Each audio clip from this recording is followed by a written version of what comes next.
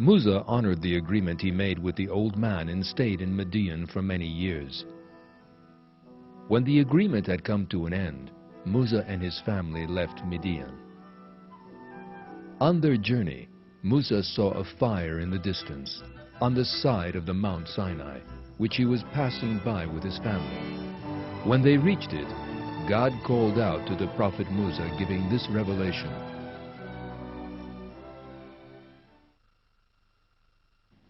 Musa, I am your Lord. Take off your sandals. You are in the holy valley of Tuwa. I have chosen you, so listen well to what is revealed. I am God. There is no God but me. So worship me and establish prayer to remember me.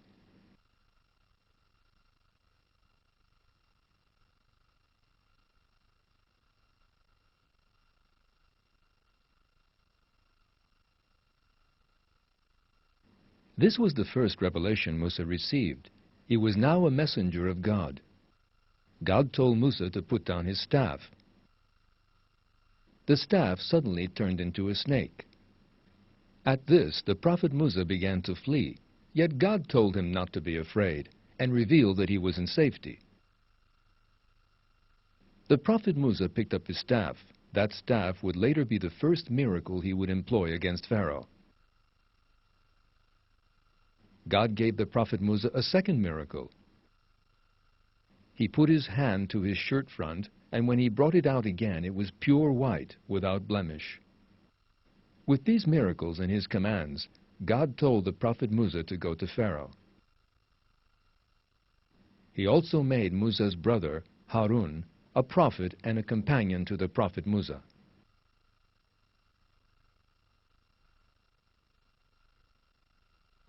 Go to him and say, We are your Lord's messengers, so send the tribe of Israel away with us, and do not punish them.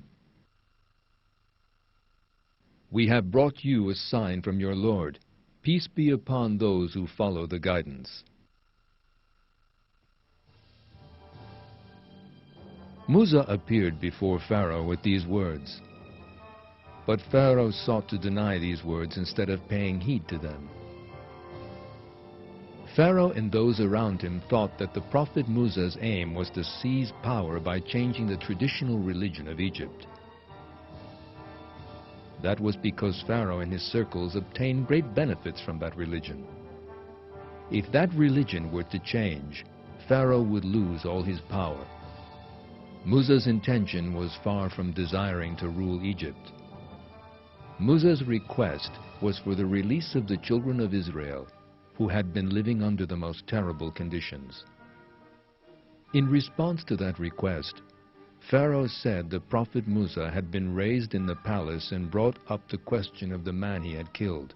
Musa's response to all such mistreatment was one particular to a true believer, who unconditionally submits to his destiny and has a full grasp of its implications.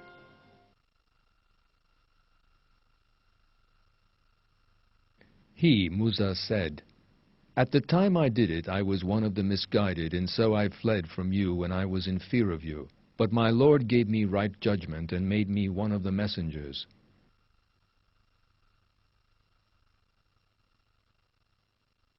Finding himself in a difficult position in the face of the prophet Musa's powerful words and proofs, Pharaoh uttered the slander that Musa was mad. He also threatened the prophet Musa with prison unless he recognized Pharaoh's alleged divinity. At these words, the prophet Musa revealed the proofs, the sign of his prophethood. So he threw down his staff, and there it was, unmistakably a serpent. Pharaoh and those around him claimed that what they had seen could only be done by magic.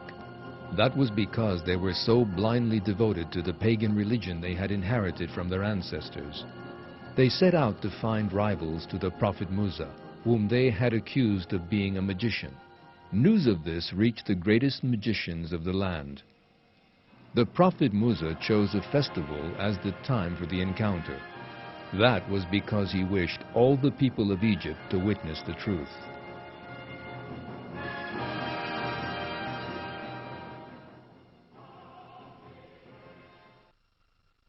Pharaoh's magicians were ready to display their skills. The ropes and staffs they threw down appeared to be genuinely moving towards the prophet Musa. These events are described in the Quran. Musa experienced in himself a feeling of alarm. We said, "Have no fear. You will have the upper hand. Throw down what is in your right hand. It will swallow up their handiwork." Their handiwork is just a magician's trick. Magicians do not prosper wherever they go. Then Musa threw down his staff. The result was terrifying for the magicians. As they were deceiving people by making them believe that things were actually moving around, the prophet Musa's staff swallowed up all their spells. The magicians threw themselves down in prostration. They said, "We believe in the Lord of Harun and Musa." This miracle by the prophet Musa was a means whereby the magicians came to believe in God. Yet Pharaoh was so arrogant that he threatened those sincere people who had chosen to believe with death. Pharaoh said, "Do you believe in him before I have authorized you? He is your chief, the one who taught you magic. I will cut off your hands and feet alternately and have you crucified on palm trunks.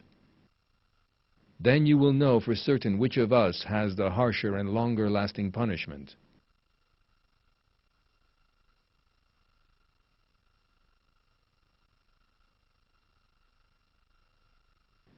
The magician's response to Pharaoh revealed the sincerity of their belief and their courage.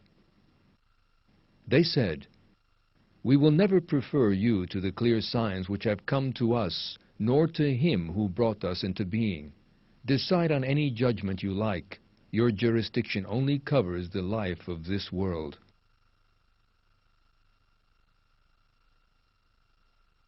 We have had faith in our Lord so that he may forgive us for our mistakes and for the magic which you have forced us to perform.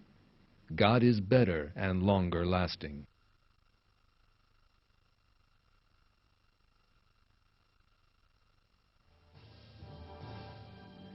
The magicians' defeat by the prophet Musa and their later turning to faith clearly revealed the twisted nature of the pharaonic system. Pharaoh was left with nothing rational to say, but stubbornly and arrogantly denied the existence of God and the prophethood of Musa.